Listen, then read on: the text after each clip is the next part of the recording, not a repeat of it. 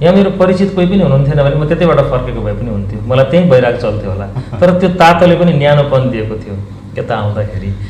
अनि कस्तो मिठो आवाज, मान्छे चाहिँ किन त्यस्तो कालो भएको पनि लेख्नु भएको छ कि एउटा त्यो क्रेजी फ्यानले चाहिँ देखाएको एक खालको त्यो हुन्छ नि तपाईँप्रति देखाएको आकर्षण र त्यो चाहिँ सबभन्दा त्यो अन्तिम हदसम्म पुगेको त्यस्तो कुन फ्यान छ, कुन घटनाहरू छन् त्यस्तो त तपाईँले अहिले चाहिँ मतलब बुझ्नुभयो? अब कसैले प्रशंसा गरेर कस्तो मुख लाउने कसरी भन्नुपर्छ बुझेँ मैले, किनभने अहिले अब मलाई प्रशंसा यसरी गऱ्यो भने पनि आबै ओहो कस्तो नगरेछु जस्तो लाग्दैन। नमस्कार, प्रश्न कुरा अनलाइन टेलिभिजन तथा सानो पर्दा अनलाइन टेलिभिजनको संयुक्त प्रस्तुति अतिथिसँग प्रश्न कुरा हेरेर बस्नुभएका तपाईँ सम्पूर्ण दर्शक महानुभावहरूमा म जय सागर तथा प्रविधि संयोजक ईश्वर च्याङबा हार्दिक स्वागत गर्दछौँ। आदरणीय दर्शक महानुभावहरू, यहाँहरूलाई विदितै छ हामीले अतिथिसँग प्रश्न कुरामा त्यस्ता व्यक्तित्वहरूलाई अतिथिको रूपमा निम्ताउँछौँ जसले समाजमा कुनै न कुनै देन दिनुभएको छ।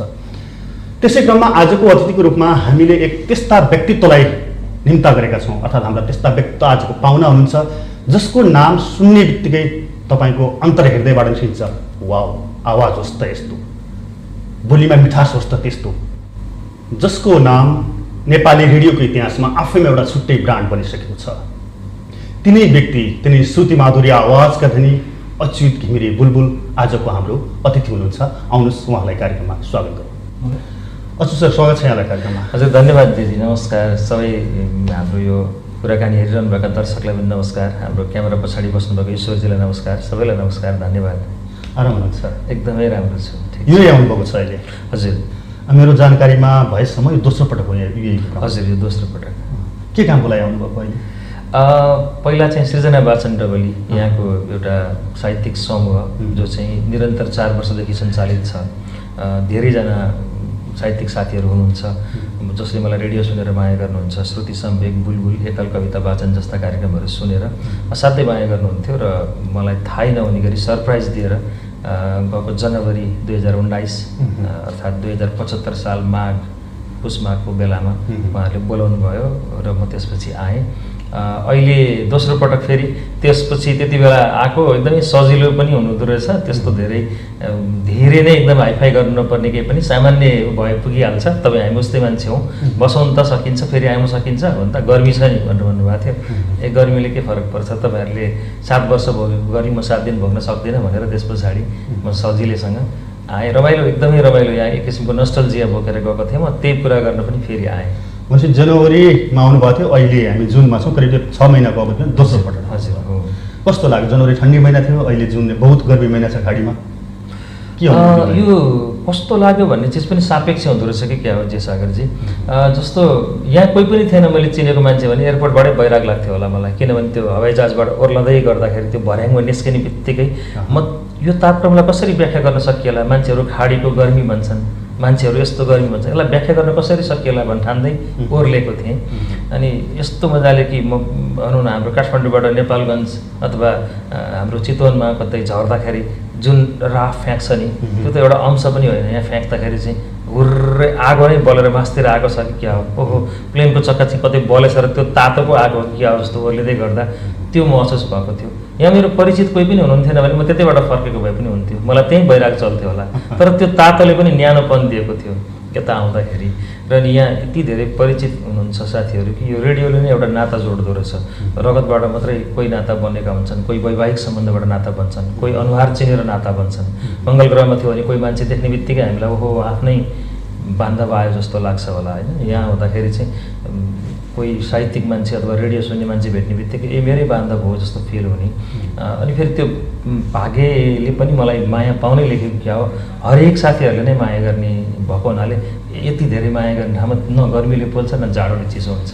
यहाँले भन्नु रेडियोले जोडेको नाता भनेर। हजुर, रेडियोमा यहाँको नाम आफैमा मैले अघि सुरुवात नै भनिसकेँ, आफैमा एउटा ब्रान्ड बनिसकेको छ अच्युत घिमिरे बुलबुल। कति वर्ष भयो काम गर्न थाल्नुभएको? 2056 सालदेखि मैले सुरु गरेको, 2076 साल। अब मलाई लाग्छ असोज कार्तिकतिर पुग्दाखेरि अब 3-4 महिना पछाडि 20 वर्ष पुरा हुन्छ मेरो। 20 वर्ष लाग्यो, 2 दशक। हजुर, प्राइभेट रेडियोमै काम गर्नुहुन्छ? प्राइभेटमै, सरकारी उसमा रेडियो। सुरुमा एचबिसी रेडियोमा काम गरेँ 2056 सालदेखि 63 सालसम्म। अनि लगभग 1 वर्ष मेरो ग्याप भयो, 1 वर्षै पनि भएन, 5-6 महिना ग्याप भयो। त्यति बेला म एन्टेना फाउन्डेसन नेपालमा काम गर्थेँ, 1 वर्ष त्यहाँ गरेँ। र एन्टेना फाउन्डेसन नेपालमै गर्दा उज्यालोमा मैले पार्ट टाइम सुरु सकेको थिएँ, किनभने एचबिसीमा लोकप्रिय थियो यो कार्यक्रम। अनि त्यहाँ उज्यालोमा काम गर्ने केही साथीहरूले त्यस्तो राम्रो पपुलारिटी थियो किन छोडेर बस्नुभएको, आउनु न उज्यालो सधैँ छ नि, हामी गोपाल सरसँग कुरा गर्छौँ नि भनेर भन्नुभयो। विशेष गरी माधव दुलालजीले। त्यसपछि उहाँले माधवजी र म पहिला सँगै काम गरेको, उहाँले अनुरोध गर्नुभयो। त्यसपछि हुन्छ नि, मलाई नि यस्तो ठाउँ पाए त गर्नु मन छ भनेर भने मैले। अनि गोपाल सरसँग कुरा भयो, गोपाल गुरागाई जो रेडियोमा एकदमै हामीभन्दा अग्रज, असाध्यै धेरै म आदर्श पनि मान्छु उहाँलाई। त्यसपछि जोडियो अनि उज्यालोमा उहाँसँग कुरा भयो। गर्नु न, आउनु, तपाईँको त सुनिरहेको पहिला पनि हामीले, ल गर्ने उज्यालोमा तपाईँलाई नगरी कसले गर्नुहुन्छ, ल आउनुहोस् भन्नुभयो। त्यसपछि उहाँले एकदमै त्यो सजिलो बाटो बनाइदिनु भयो। श्रुति सम्वेक 65 सालबाट फेरि मैले उज्यालोबाट श्रुति सम्वेकबाट सुरु गरेँ। अनि 3-5-6 महिनामा फेरि बुलबुल पनि गरौँ भनेर सोधेँ मैले, उहाँले गर्नु भन्नुभयो। र अनि यसरी फेरि उज्यालोमा आइसकेपछि चाहिँ मेरो दायरा फराकिलो भयो, किनभने एचबिसी काठमाडौँ उपत्यकामा मात्रै बस्थ्यो। पछि 63 सालमा त्यो रेडियो द्वन्द्वका कारण बन्द भयो। र अनि म 65बाट चाहिँ 64मा एचबिसी बन्द भयो, 65बाटै मैले फेरि उज्यालोमा सुरु गरेँ। र म उज्यालोले मलाई धेरै रेडियो स्टेसनहरू मार्फत, अनलाइन मार्फत देशैभरि विश्वभरि नै सुनाउन एकदम सहयोग गर्यो। र मलाई सजिलो भयो आउन। तपाईँले भन्नुभयो 56देखिबाट यो 76 20 वर्षको यात्रा एउटा प्राइभेट कम्पनीमा, हजुर, त्यसमा रेडियोमा काम गर्नुभयो।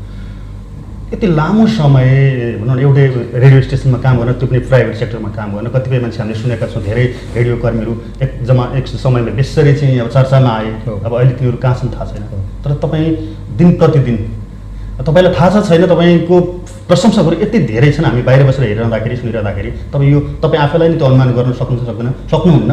अलिअलि अनुमान हुन्छ हजुर, किनभने त्यो अब यहीँ आउँदाखेरि पनि नचिनेको, आफूले चिन्दै नचिनेको मान्छेले पुरै वर्षौँदेखि चिनेको जस्तो प्रेम गर्नुहुन्छ भनेपछि, अनि अर्को देशमा पनि कसैले खबर ल्याउनुहुन्छ, कसैले भेट्दाखेरि भन्नुहुन्छ, त्यसरी थाहा पाएको छ। एउटा रेडियो कर्मी आवाजै मात्रै बेचेर, आवाज नै मात्रै चाहिँ केही खेती गरेर यो हदसम्मको चर्चा र 20 वर्ष गुजार्नु केले तपाईँलाई यति भइरहेको छ, कसैसम्म भइरहेको छ? लागु चाहिँ रेडियोमा मात्रै होइन, जुन क्षेत्रमा पनि लागु हुन्छ। तपाईँ दत्तचित्त भएर एउटै क्षेत्रमा लाग्नुभयो भने सफल चाहिँ हुन्छ। मैले रेडियोमा एउटा किमियागर, नेपालीबाट किमियागर, अङ्ग्रेजीबाट मैले अलिकति नाम बिर्सेँ यसको, पाउलो कोइलोको किताब हो, अल्केमिस्ट, द अल्केमिस्ट भन्ने किताब पढेँ, रेडियोबाट पनि पढेको छु। कतिले पढ्नु भएको छ यो किताबलाई, आफैले पनि व्यक्तिगत रूपमा।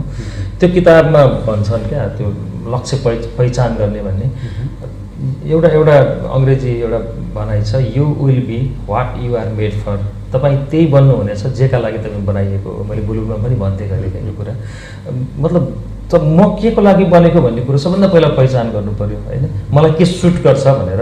अब हामी किशोर अवस्थामा सानोमा चाहिँ वाट इज योर एम भन्दा I want to be a doctor, I want to be an engineer भन्दै आउँछौँ।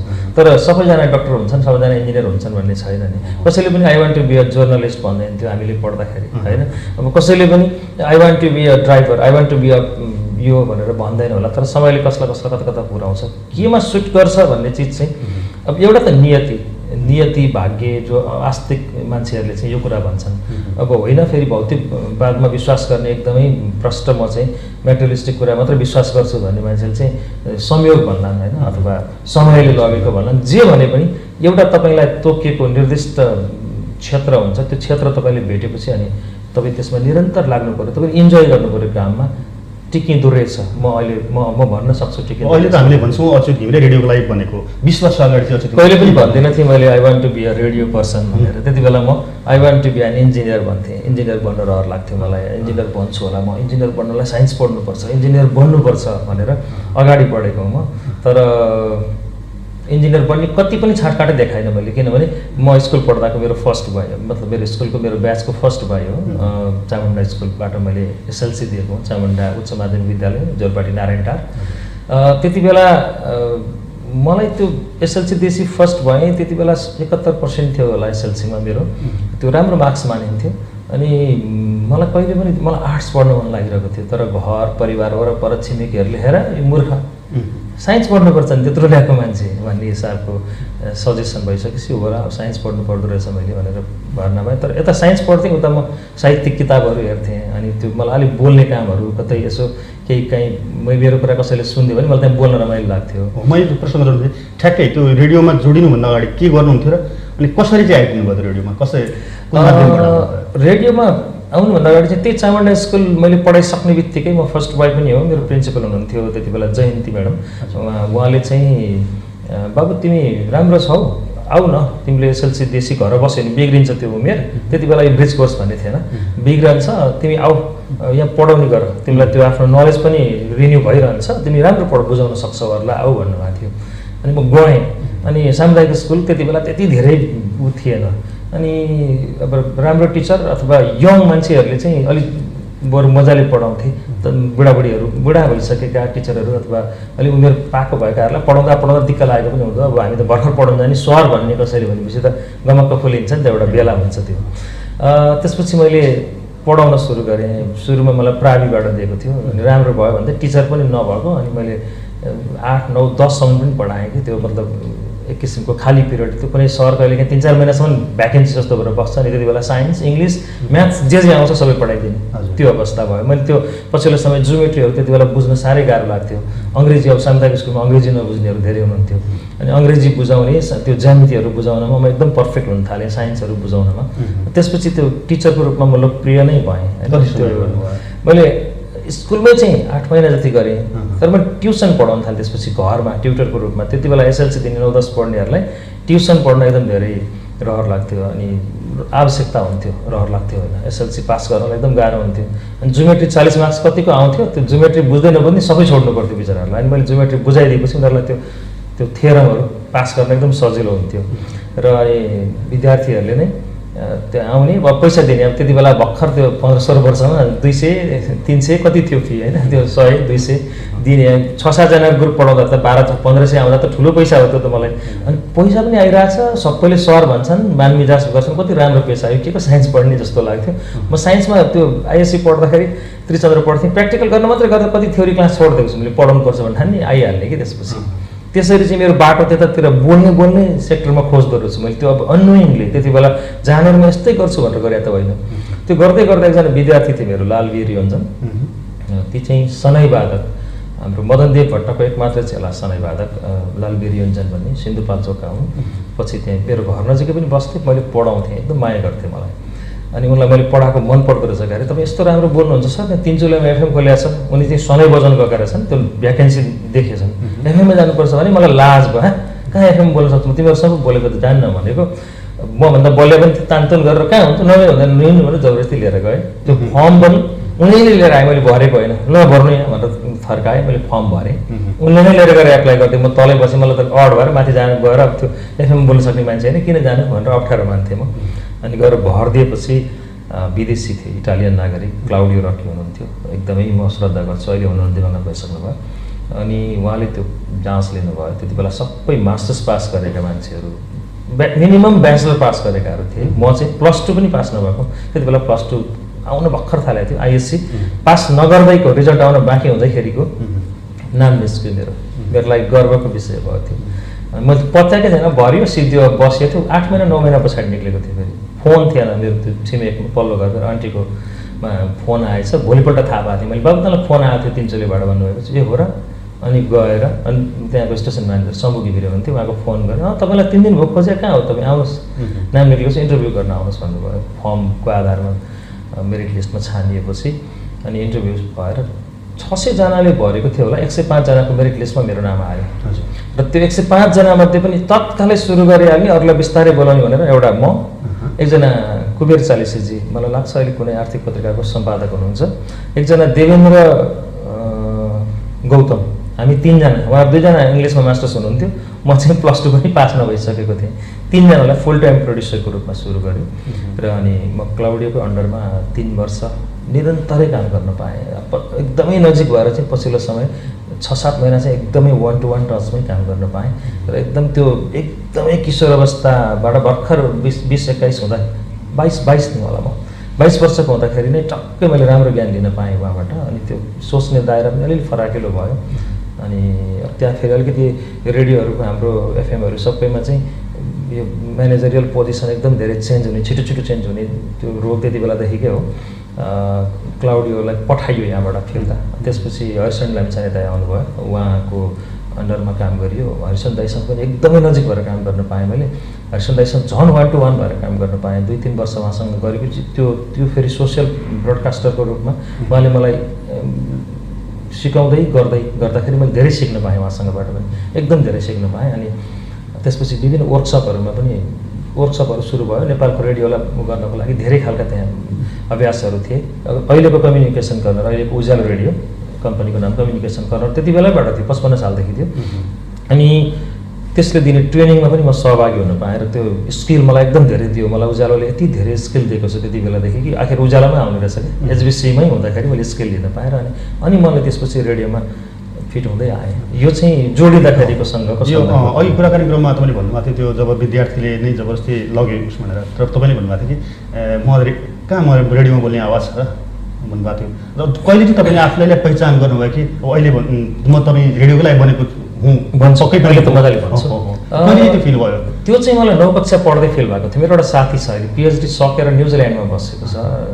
दिवाकर भुजेल उसले इन्जिनियरिङ इलेक्ट्रिकल इन्जिनियरिङमा पिएचडी सकेर बस्यो पहिला मनकामना स्कुलमा हामी सँगै पढ्यौँ मतलब सँगै पनि 8-10 वर्षै पढ्यौँ मैले एसएलसी दिने बेलामा 2, 9 र 10 चाहिँ चामुण्डाबाट दिएको पहिला मनकामना दक्षिण ढोकामा भएको स्कुलमा पढियो दिवाकर हामीहरू मध्येको असाध्यै ट्यालेन्ट विद्यार्थी हो त्यति बेला बोर्ड आउँदाखेरि मलाई लाग्छ बोर्ड चाहिँ घोषणा भएन तर ऊ बोर्ड 8औँ भएको छ त्यो प्राइभेट निकायले घोषणा गरेका थिए ऊ पनि साहित्यका साथै रुचि राख्थ्यो म पनि रुचि राख्थेँ केयरमेट यसो लेखिन्थ्यो अलिअलि ती डायरी अहिले पनि छन् मेरो त्यति बेलाको त्यो सिक्दै गर्दाको अनि हामी दुईजनाको त्यहाँनिर भाइब्रेसन साथै धेरै मिल्थ्यो एकदम मिल्यो स्कुल साथी मिलिन्छ यसै पनि त्यहाँमाथि भाइब्रेसन त्यस्तो कुराहरूले मिल्थ्यो र अनि उसको घर मूलपानी मेरो जोरपाटी आउने जाने क्रम हाम्रो घरमै आउने होइन बिदाको दिनहरूमा बस्ने भ्याकेसन हुँदाखेरि भेट्ने क्रम हुन्थ्यो ऊ कविता लेख्थ्यो कविता सुनाउने क्रममा म गएपछि चाहिँ ला त पढ्नु तैँले पढे कस्तो सुहाउँछ म सुन्छु भनेर ऊ कोइना टेकेर यसरी सुत्थ्यो बेडको एउटा छेउमा म अर्को छेउमा बसेर पढ्थेँ उसको कविता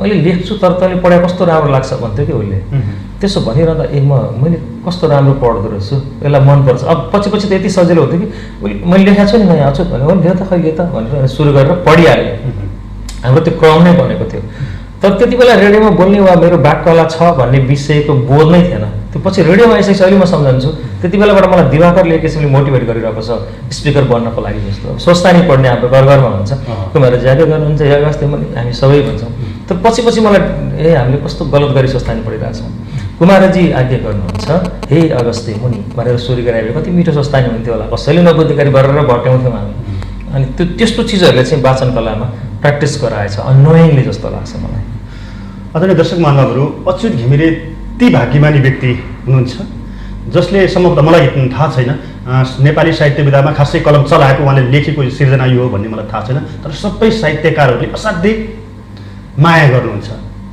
साहित्यकारहरूले तपाईँ साहित्यिक व्यक्तित्व लेख्ने विधामा नभए तापनि सबै साहित्यकारहरूले चाहिँ हाम्रो मान्छे असाध्यै प्रिय मान्छन् तपाईँलाई उहाँको मुखबाट एउटा उपन्यास लेख्ने मान्छेले उहाँको मुखबाट अर्थात् श्रुति सम्वेकबाट त्यो उपन्यासलाई वाचन गराउन पाइयो भने मात्रै मैले लेखेको उपन्यास त्यो सार्थक भएछ भन्ने खालको त्यो हुन्छ एउटा नेपालको चर्चित उपन्यासकारलाई पनि गजलको कुरै छोडौँ बुलबुल उहाँ जुन भन्नुभयो उहाँको नाम नै अहिले अच्युत घिमिरेको पछाडि बुलबुल पनि जोड्ने हुनुहुन्छ त्यो जुन 56 सालको कुरा आयो त्यसबाट कुनै एउटा गजलकारले गजल लेख्दै गरेको मान्छेले बुलबुलमा गजल बज्नु भनेको मेरो गजल बल्ल म गजलकार भएछु भनेर अनुभूति हुन्थ्यो हिजोदेखि अहिलेसम्म पनि त्यही अवस्था छ गर्व लाग्छ कस्तो अनुभूति हुन्छ त्यति बेला गर्व त अवश्य लागिहाल्छ यस्तो चिजमा होइन किनभने अब मान्छेको जातै स्वभावैले कस्तो हो भने तपाईँको सानो केटाकेटी मात्रै खेल्दाखेरि पनि त्यो नेतृत्व गर्ने विषयमा चाहिँ एउटा चुनिन्छ क्या त्यो ग्रुपमा अनि सबैले उसलाई रेस्पेक्ट गरिदियो भने ऊ खुसी हुन्छ यो हाम्रो जात हो यो स्वभाव हो कि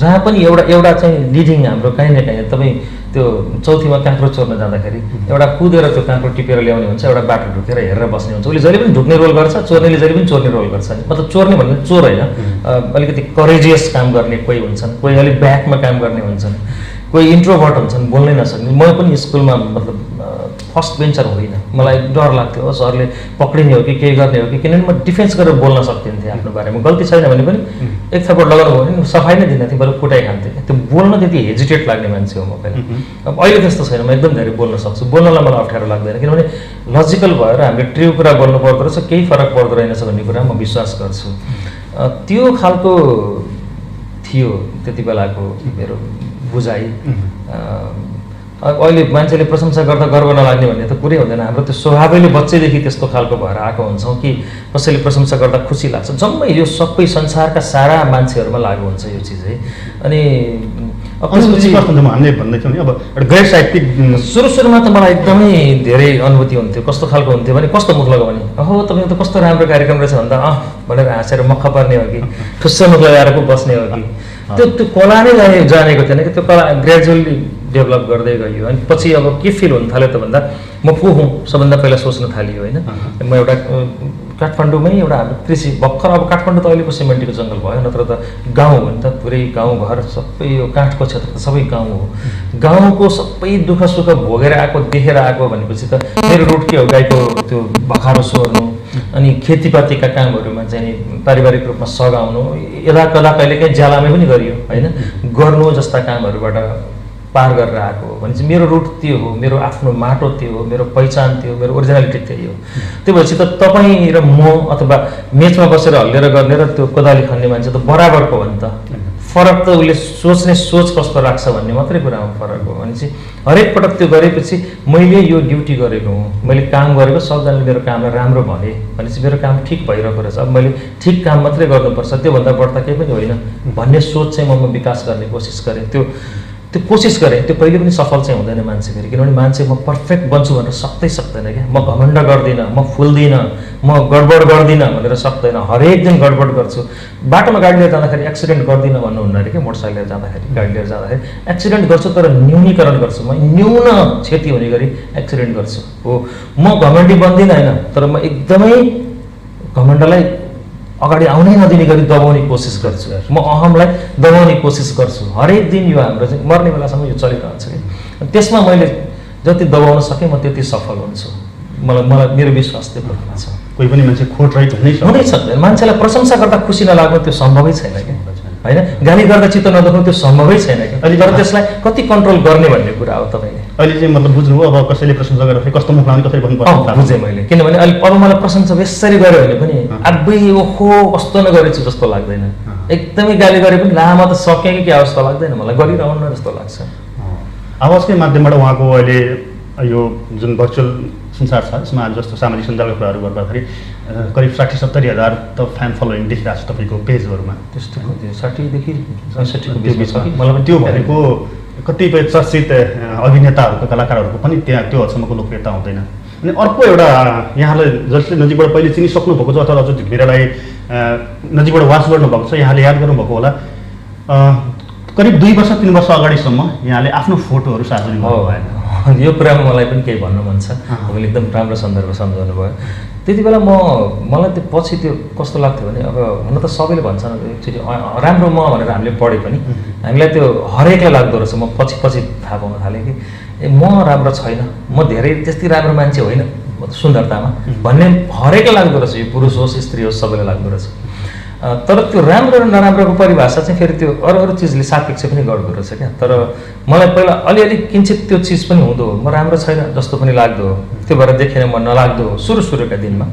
अनि पछि मैले एकजनासँग च्याट गर्दै थिएँ, महिला नाम त मैले बिर्सेँ, उहाँको नाम जस अलि साहित्यिक थियो अनि मिठो कुरा हुन्थ्यो, हाम्रो एकदमै धेरै सबै कुरा हुन्थ्यो तर त्यस्तो को के भन्ने परिचय थिएन। मैले यदि तपाईँको फोटो हेरौँ न म्याडम यतिको कुरा गरियो मान्छे देखाएको छैन भनेको उहाँ 81 रिसाउनु भयो होइन, फोटो पठाउनु भन्दा किन फोटो पठाउने मैले म तपाईँसँग एकदम दिमागी रूपमा जोडिएको मान्छे, तपाईँलाई मेरो फोटो किन हेर्नु छ रिसाएको त होइन, मतलब अलिकति त्यो नर्मल ट्रेन्ड हुँदा बाहिर गएर कुरा गर्ने बित्तिकै म झस्स भएँ। ए हो त एकदम ठिक कुरा हो नि त उहाँको, हामी त रेडियोबाट जोडिएका मान्छे हौँ, अनुहार हेर्नुसँग के सरोकार छ भनेपछि त यस्तै गरी सबै मान्छे मसँग रेडियोबाट जोडिएका त हुने, मतलब 99% मान्छे त म त्यसरी चिन्छु भनेपछि म देखिनु किन जरुरी छ त। त्यो दिनबाट मैले फेसबुकमा मेरो सबै फोटो हटाएर अनि मलाई लाग्यो ए यो पो कुरा हो त, यदि साँच्चैकै बौद्धिकताले जोडिने हो, साँच्चैकै दिमागले जोडिने हो, साँच्चैकै आवाजले जोडिने हो भने अनुहार किन चाहियो त।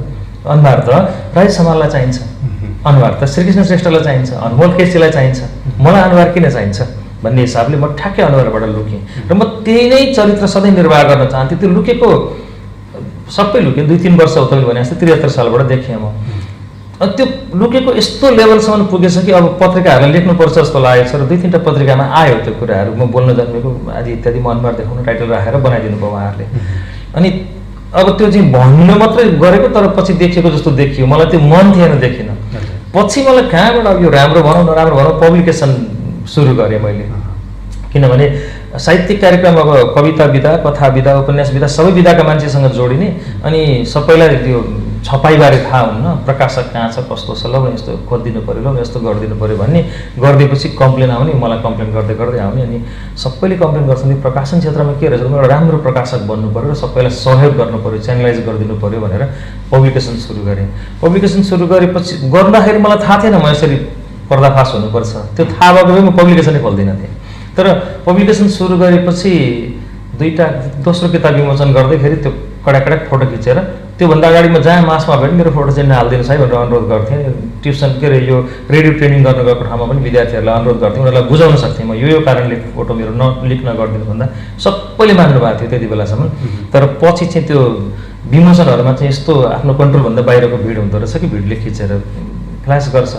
त्यहाँ चाहिँ चिन्जानकै साथीले अधिकारी सर मैले बिर्सेको भन्दा नि अब त्यो भिडमा फेरि जुन बेला नि त्यसो भनेर अलिक बडप्पन जस्तो नि देखिन्छ। विद्यार्थीहरूलाई पो पहिला आफ्नो सबै कुरा बुझाइसक्या हुन्छ र अनि उनीहरूले वैयक्तिक कुरालाई ठुलो मान्दैन। त्यहाँ चाहिँ मेरो व्यक्तिगत कुरालाई मात्रै हाइलाइट गरेर मेरो फोटो लुक भन्दा अलिक घमण्ड जस्तो पनि देखिन्छ होला, तर हाल्छन् होला पनि जस्तो लागेन किनभने धेरैले थाहा छ हाल्नुहुन्न भन्ने। तर पुष्प सरलाई थाहा रहेनछ, पुष्प अधिकारी सरलाई उहाँले फोटो मजासँग सेयर गरिदिनु भएको छ। मैले त 20 घन्टा पछि थाहा पाएँ।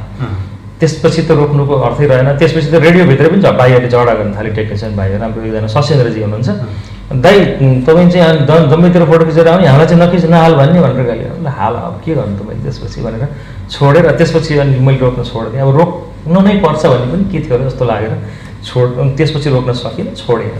धेरै मान्छेहरूले मसँग कुरा गर्ने कार्यक्रममा पनि भन्थे अच्युत घिमिरे सबैको आफ्नो खालको तस्बिर बनाएको थियो। अच्युत घिमिरे भनेपछि मैले पनि त्यही खालको बनाएको थिएँ। धेरै तपाईँका प्रशंसकहरूले त्यस्तै बनाएको थियो, कस्तो होला के होला। जस्तो हामीलाई त खुसीको कुरा हामीले देख्न पायौँ। त्यो फोटो हालेपछि तपाईँलाई आफू उचित छैन, मतलब पछुतो छैन, नदेखिन पाएको भए अझ बढी त्यो चाम रहिरहन्थ्यो कि जस्तो लाग्छ। के पनि हुँदैन, त्यो फरक त्यत्रो ठुलो प्रलयकै आउँदैन। यो आवाजकै माध्यमबाट जुन रेडियोको माध्यमबाट काम गर्दाखेरि असाध्यै त्यो गर्व लागेको भनौँ न। ओहो मलाई थाहा थिएन यस्तो पनि हुँदो रहेछ, त्यो खुसी लागेको चाहिँ कुन छ तपाईँलाई? अन्त त्यस्तो कैयन घटना होला? धेरै छन्। म एकदमै रिसेन्ट पछिल्लो अलिकति सम्झिन्छु। 72 साल वैशाख 12 गति भुइँचालो गयो। भुइँचालो जाँदा रेडियो हाम्रो उज्यालो घर 5 तलाको छ। तेस्रो तलामा हाम्रो स्टुडियो छ, दोस्रो तलामा छ, तेस्रो चौथो 4 तला छ, अन्डरग्राउन्डसँग 5 तला हो। दोस्रोमा थियौँ हामी, स्टुडियो त्यहाँ थियो।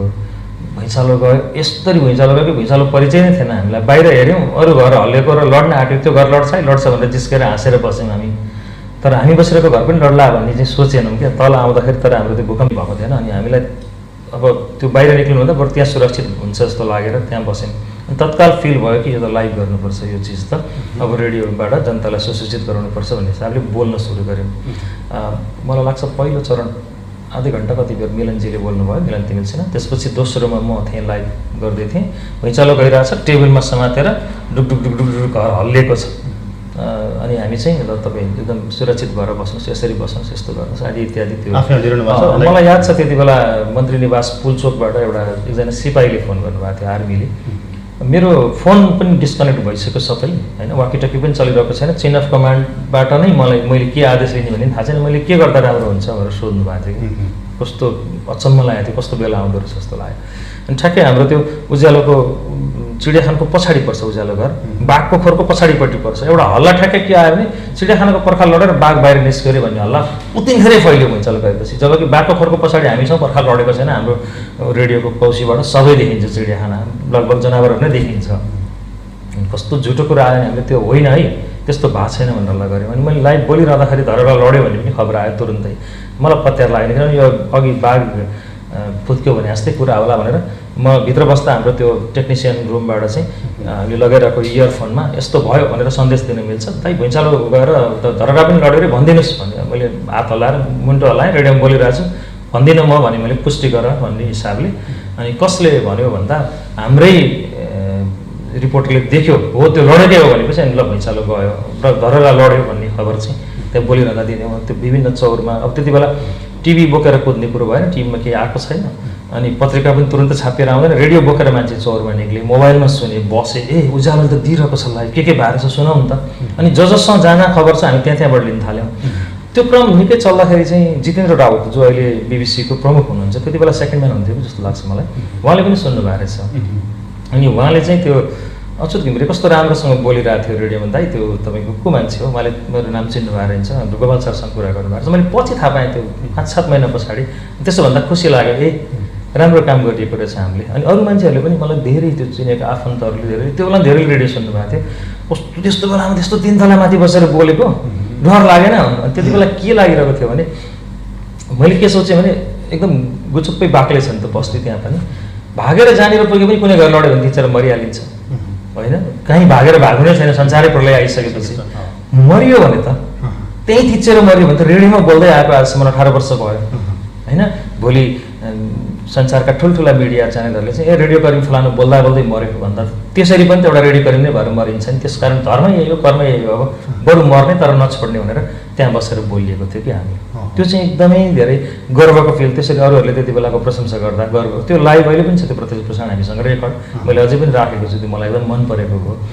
त्यस्ता खालका घटनाहरूले चाहिँ गर्व गराउँछन्। अब अरू पनि छन् धेरै ठ्याक ठ्याक ठ्याक, मलाई पछिल्लो रिसेन्ट चाहिँ त्यो भनेको। अघि हामी फोटोको प्रसङ्गमा थियौँ, त्यति बेला जस्तो फोटो जब सार्वजनिक भयो त्यस पछाडि त अब तपाईँ देखिनुभयो, सार्वजनिक हुनुभयो, अनि कतिपय यस्तो त्यो खालको अनुभूति नै गर्नुभयो जस्तो कसैले चाहिँ अच्युत घिमिरे उहाँको आवाज सुन्दा यस्तो थियो, मान्छे हेर्दाखेरि कसैले वाउ मैले जस्तो सोधा त्यस्तै पाएँ, अर्थात् कसैले चाहिँ होइन अर्कै रहेछ, त्यो खालको कसैको पब्लिक रियाक्सन छ? त्यो त अहिले पनि म यहाँ युएई आउने स्ट्याटसमा एउटा राखेको ठाउँमा पनि कसैले तल कमेन्ट गर्नुभएको छ, त्यस्तो कमेन्टमा फेरि ठ्याक्कै ध्यान जान्छ कि अनि कस्तो मिठो आवाज, मान्छे चाहिँ किन त्यस्तो कालो भयो पनि लेख्नु भएको छ कि त्यो रमाइलो लाग्छ मलाई, मिठो लाग्छ। त्यस्तो छ मतलब अनुहार चाहिँ तपाईँको सोचे जस्तो होइन रहेछ, रेडियोमा सुन्दा त हामीले अर्कै सोचेको थियौँ भन्नेहरू लगभग 50% हुन्छ, एकदम कम 50%ले भन्नुहुन्न, अब भन्नुहुन्न वा फिलै गर्नुहुन्न। फिलै नगर्ने त कमै होला नि, त्यो त लाग्छ आवाज सुन्दाखेरि एकदमै ओहो एकदमै गजबको मान्छे छ कि क्या हो यो भने ठिकैको रहेछ भन्ने खालको त फिल त्यो मबाट नै आउँछ, सबैलाई आउँछ, त्यो ठुलो कुरो लाग्दैन मलाई, भन्नुहुन्छ त्यस्तो चिजहरू। अनि प्रस्तावहरू विशेष गरी लेडिजबाट कतिको आउँछ? मिठो आवाजलाई कति आउँछ तर तपाईँले कसरी ह्यान्डल गर्नुभयो भन्नेमा भर पर्दो रहेछ।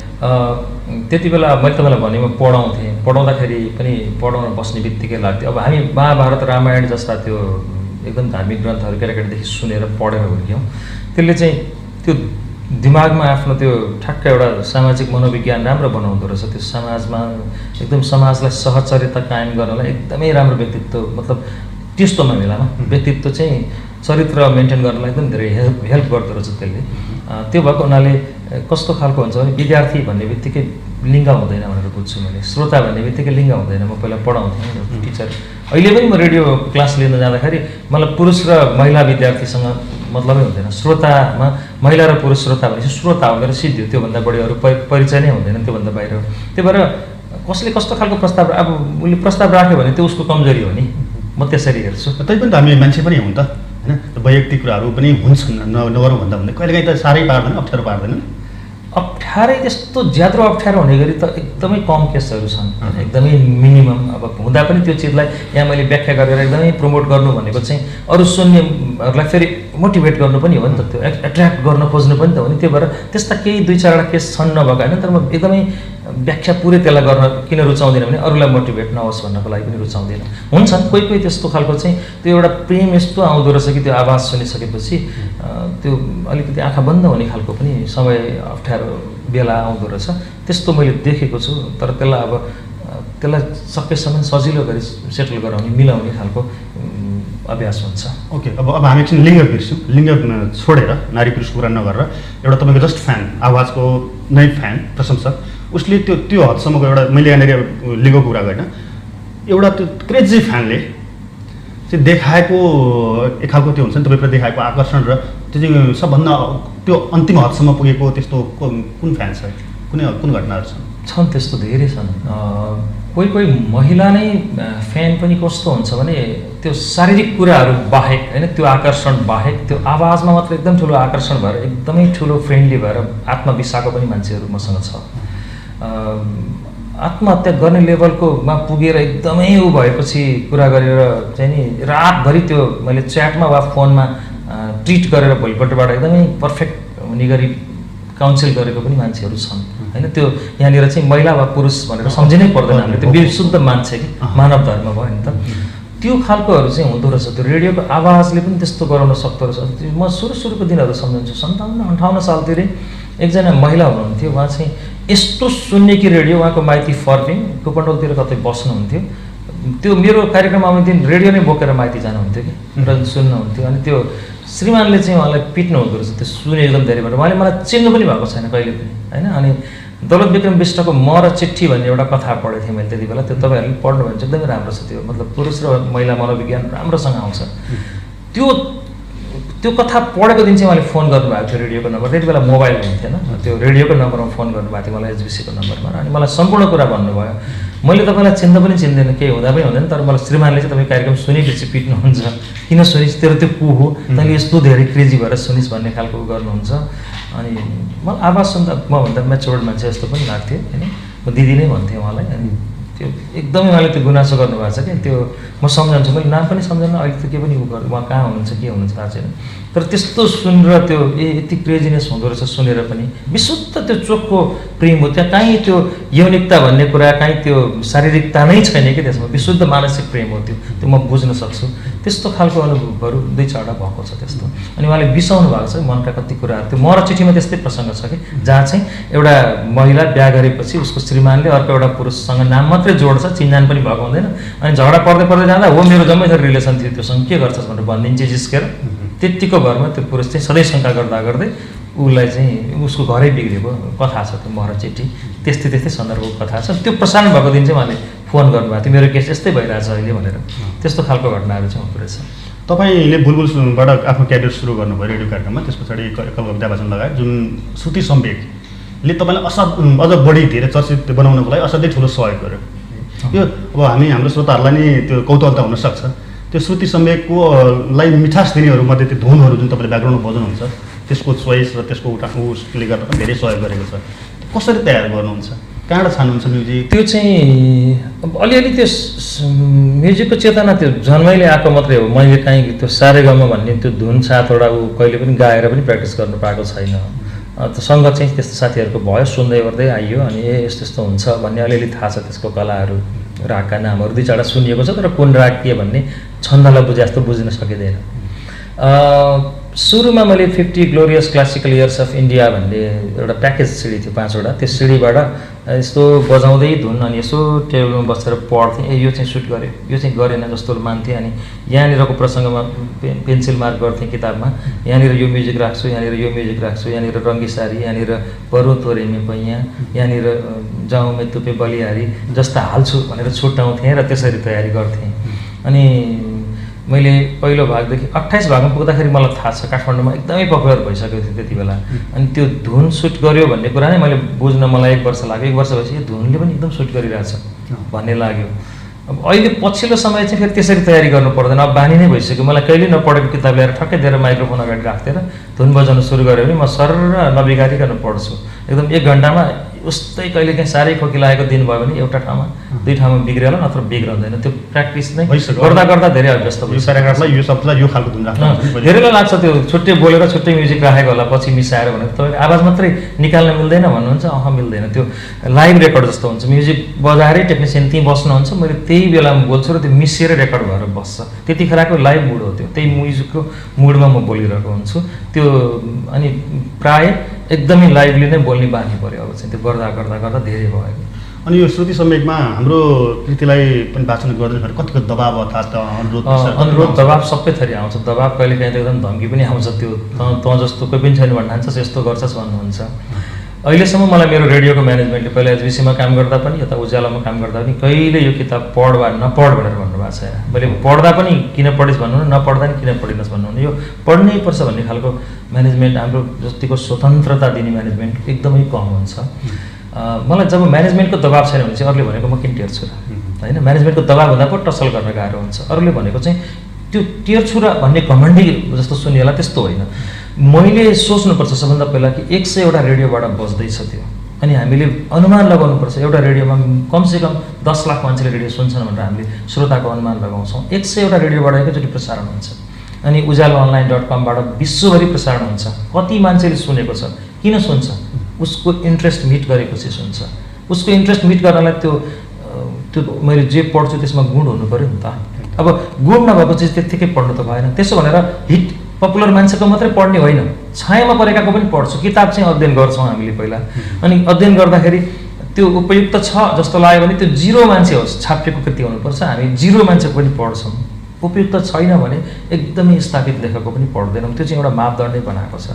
त्यो भएर अनि त्यो भेटिरहनु पर्दैन मलाई किताब पढ्नको लागि। रेडियोमा लिएर गएर छोडिदिएर श्रुति सम्वेकमा वाचनको लागि छोडेको भनेर उज्यालोको गार्ड वा रिसेप्सन रुम वा जहाँसुकै छोडिदियो भने त्यो मैले पाउँछु, मेरो नाममा राखिदिएको हुन्छ। मैले पक्का पनि हेर्छु, टाइम चाहिँ लाग्छ, क्युमा बस्नु पर्ला, 1 वर्षै बस्नु पर्ला, तर उपयुक्त छ भने त्यो पढिन्छ। नपढ्ने भन्ने हुँदैन। त्यो कसैले चिनेर कहीँ केही सोर्स लाउनै पर्दैन र नचिनेर कसैको छुट्छ भन्ने पनि होइन। त्यहाँ आइपुग्नु चाहिँ पर्छ। अब बाटामा भएको किताब सबै मैले संसारभरिको पढ्न त साध्य लाग्दैन। त्यहाँ पढ्न भनेर पठाइएको किताब चाहिँ एकचोटि पल्टाएर हेरेको हुन्छ। टाइम लाग्ला कि मेरो कोठाभरि किताब हुन्छ त्यो। त्यसै गरी आएका किताब अथवा मैले आफूले खोजेका किताब, रेडियोले मलाई छुट्टै त्यो किताब राख्ने जस्तो लाइब्रेरी बक्सा नै दराज नै बनाइदिएको छ, त्यहाँ हुन्छ। पालो आएपछि पढिन्छ। त्यो उपयुक्त छ भने रेडियोमा लगेर प्रसारण गरिन्छ। कसैले त्यो सोर्स भन्ने चिन्नु नै पर्दैन होइन। अनि त्यो चिनेर पनि फेरि गतिरुचि छैन भने हुँदैन त्यो। करिब यहाँले सयौँ कृतिहरू वाचन गरिसक्नुभयो, हजारौँसँग अन्तर्वार्ता लिइसक्नुभयो। त्यो तपाईँको जिन्दगी 20 वर्षको जिन्दगी कम्प्लिटली साहित्यकारहरूसँगै कुनै न कुनै रूपमा जोडिएरै बितिरहेको छ। आफैले लेखौँ जस्तो चाहिँ लाग्दैन? लाग्छ नि, एकदमै राम्रो। कस्तो राम्रो प्रश्न सोधिदिनु भयो तपाईँले मलाई। मैले अघि भने त्यो किशोर उमेरमा 9-10मा पढ्दा जति बेला दिवाकरका कविताहरू पढ्थेँ, अलिअलि म पनि लेख्थेँ। अनि आफूले लेखेको त सधैँ राम्रो लाग्छ नि त, त्यो अनुभव छ मलाई। मेरो जतिको राम्रो कसैलाई लाग्दैन थियो मलाई त्यति बेला कसैको। अहिले हेर्दा पनि तिनीहरू त्यति निर्गतिला त छैनन् जस्तो लाग्छ। उत्कृष्ट साहित्यहरू पढेँ कि मैले, ओहो यस्तो यति लेख्ने, मैले त यो कहिले लेख्न सक्दिनँ जस्तो लागेपछि मैले त्यो आफूले लेखेको पनि छायामा हाल्न थालेँ र मैले अगाडि कहिले पनि ल्याइनँ, अहिलेसम्म ल्याएको छैन। मैले होल 20 वर्षमा एउटा मैले लेखेको गजल रेडियोमा पढेको छु, नाम नलिकन पढेको छु कसैको पनि। त्यो कुन बेला कति बेला गयो, त्यो मेरो भनेर किन पढिनँ भने त्यो हाम्रो फेरि नेपाली समाजमा अलिकति एक किसिमको सिन्डिकेट खडा हुन्छ, तपाईँको त कस्तो राम्रो भन्ने चलन छ क्या। त्यो नभनियोस् भनेर मैले मेरो नाम राखिनँ त्यसमा। र त्यसपछि मैले केही पनि म 12-15 हजार शब्दहरू के लेखेर मैले राखेको छु। त अब आजकल त अलिक टाइम पनि मिल्दैन, लेखौँ जस्तो पनि लाग्दैन। किनभने अब त्यो रेडियो अलि उमेर भएपछि रेडियो छोड्यो भने फुर्सदले लेख्ने कि भन्ने चाहिँ सोच छ। म रेडियोमा छाउन्जेल लेख्दिनँ, रेडियो कर्मी नै मजा भइरहेछ। त्यो साहित्यकर्मी र रेडियो कर्मी धान्न सकिँदैन, दुईवटा एउटै धानेर बस्नु जस्तो लाग्छ। अच्युत घिमिरेको सबैभन्दा ठुलो कमजोरी चाहिँ के हो आफैले मूल्याङ्कन गर्नुपर्दा? अलि बकिन्छु म कहिलेकाहीँ, एकदमै धेरै बकिन्छु। त्यो मलाई अरूहरूले भन्नुहुन्छ होइन, तपाईँ बोल्दा आफू ठिक छु, इमान्दार छु भन्दैमा जे पनि भनिदिइहाल्नुहुन्छ। त्यो भित्रको सबै थरी खोलेर अनि मान्छेले चाहिँ अहिलेको जमानामा कहिले उल्टो बुझ्दैन, उल्टो रूपमा लिइरहेको हुन्छन्। त्यस्तो धेरै बकेर नबोल्नु न भन्ने चाहिँ शुभचिन्तक एकदमै नजिकको मान्छेहरूको साथीहरूको चाहिँ मलाई त्यो भनाइ छ कि एकदम धेरै बकिनुहुन्छ, छिट्टै विश्वास गरिहाल्नुहुन्छ। अनि यो कस्तो राम्रो हो, यसलाई के भयो त, यति त भन्नु त पर्छ नि, आफ्नै मान्छे हो यति भनिदिनुपर्छ। अनि नराम्रो छ भने पनि अगाडि नै ड्याङ्की भनिदिनुहुन्छ। त्यो गर्दा तपाईँलाई पछाडि त्यो मान्छेले राम्रो छ हेरिरहेको हुँदैन, नभन्ने गर्नु सरकारलाई धेरै भनेर के पाइन्छ। म चाहिँ त्यो नराम्रो तपाईँको के लेख्नु भयो राम्रो लागेन भनिदिइहाल्छु कि त्यतिखेर, किन तपाईँले मलाई एकदमै प्रेम गर्नुहुन्छ जस्तो लाग्छ त्यो भएर भन्छु। अब तपाईँलाई मनमा एउटा कुरा गर्नुहुन्छ, मुखले प्रेम गर्नुहुन्छ भने त्यो तपाईँको पनि समस्या हो होइन। त्यस कारणले त्यो अलिक बहकिने स्वभाव छ मेरो, त्यो चाहिँ मैले धेरै नै कन्ट्रोल गर्नुपर्छ जस्तो लाग्छ। मेरो सबभन्दा ठुलो कमजोरी थियो। अच्युत घिमिरेलाई मन पराउने धेरै छन्, तपाईँको नजिक हुन चाहने धेरै छन्। अच्युत घिमिरेलाई चाहिँ के मनपर्छ, कस्तो मान्छे भइदियो चाहिँ मसँग नजिक हुन्थ्यो जस्तो लाग्छ? मलाई चाहिँ एकदमै धेरै त्यो मानवीयतालाई बुझ्नुपर्छ क्या, एकदमै त्यो मान्छे भनेर मूल्याङ्कन गर्नु पऱ्यो कि, अरू चिज भएर होइन होइन। मसँग के छ त्यो चिज होइन कि, मसँग के छैन त्यो चिज नभएर पनि होइन कि, यो मान्छेको हो त ऊ त, म जति नै भ्यालु भएको मान्छे होस् भनेर सोचिदिनुपर्छ। त्यो चाहे करोडपतिले सोचोस्, अर्बपतिले सोचोस्, चाहे रोडपतिले सोचोस्, केही पनि नभएको मान्छेले होस् वा अर्बपति होस्, उसले डिल गर्दा चाहिँ मसँग मान्छेको व्यवहार गर्नु पऱ्यो। म पनि उसलाई मान्छेको व्यवहार फर्काउँछु नि त, म आशा पनि त्यही राख्छु। त्यो भएर त्यो केही मलाई मतलब हुन त मसँग नजिक हुनैपर्छ भन्ने पनि केही छैन, त्यो त त्यो आफ्नो बोध गर्ने कुरा हो। म चाहिँ नजिक त्यस्तासँग हुन चाहन्छु जसले मानवीयतालाई एकदमै मनमा उतार्छ र त्यो अनावश्यक त्यो भर्दैन कि। त्यो हामी भन्छौँ नि रित्तो हात जाने, साँच्चैकै हो नि त। त्यो जम्मा गरी त्यो दुई भारी दाउराले मजाले बनाउँछ कि सबै शरीर, त्यो ज्यादा गर्नुहुन्न। खाना लाउन चाहिँ पाउनुपर्छ, भोकै मर्नुहुन्न, त्यो हाम्रो राइट हो, बेसिक निड चाहिन्छ। के खाने भन्ने पनि त्यही 2100 क्यालोरी त हो नि, 2021 क्यालोरी हो, त्योभन्दा बढी त के पनि खाने होइन कि। त्यो भएर त्यस्तो मरिहत्ते गर्नुहुन्न। त्यो भएर त्यस्तो चिजमा हामी चाहिँ त्यो लोभ नै त्यहाँबाट त आउँछ नि, त्यो चाहिँ कम हुँदै। मैले भने अघि हामी एकदम भगवान् हुनै सक्दैनौँ, मान्छे त मान्छे हुन्छ, तर कति कन्ट्रोल गर्ने भन्नेमा भर पर्छ। त्यस्तो यहाँ आफ्नै मिडियाकर्मी हुनुहुन्छ, सञ्चारकर्मी हुनुहुन्छ, हरेक दिन रेडियोमा बोलिराख्नु भएको छ, यहाँलाई आफ्नो कुराहरू राख्नुको लागि कुनै समस्या छैन। तैपनि अच्युत घिमिरेको लुकेको पाटो जो तपाईँले यसमा कसैलाई नभनेको बताउन मन लागेको पाटो त्यस्तो केही छ? यो कुरो चाहिँ मेरा श्रोताहरूलाई मेरा प्रशंसकहरूलाई थाहा छैन, म यो पनि हो भने। त्यस्तो त मलाई सम्झना छैन। मतलब प्रायः म खुल्लै जस्तो लाग्छ आफूलाई। अब नजिक आफ्नो सराउन्डिङमा हुनेहरूलाई थाहा भइहाल्छ, सराउन्डिङमा नहुनेलाई त अब के मनपर्छ मतलब के छ भन्नु फरक त्यस्तो केही पनि छैन, सामान्य लाग्छ मलाई त्यस्तो। हुन्छ, यहाँको अमूल्य समयको लागि धन्यवाद। यो आइपुग्नु भएको छ, यो मौकामा हामीले यहाँसँग कुराकानी गर्न पायौँ, भलाकुसारी गर्न पायौँ र धेरै अझै चिन्न पायौँ। अन्त्यमा जाँदा जाँदै हाम्रा श्रोताहरूलाई केही भन्नु छ भने दुई कुरा राख्नु। नमस्ते सबैलाई, दर्शकलाई धन्यवाद मेरो तर्फबाट। म एकदम आभारी छु, मलाई सुनेर एउटा रेडियोकर्मीलाई सुनेर यति धेरै परिचय स्थापित हुने गरी मौका दिनुभएको छ। यो कुराकानी पनि हेरिसकेपछि कसैले मलाई सम्पर्क गर्न खोज्नु भएको छ र सम्पर्क गर्न सक्नुभएको छैन भने ghimireyachyut@gmail.com GHIMIREACHYUT ghimireyachyut@gmail.com मा मलाई सम्पर्क गर्न सक्नुहुन्छ। फेसबुकमा अच्युत घिमिरे भनेर मेरो प्रोफाइल छ भने अच्युत घिमिरे बुलबुल थपेपछि मेरो पेजमा पनि सम्पर्क गर्न सकिन्छ। हवस्, धन्यवाद। हस्।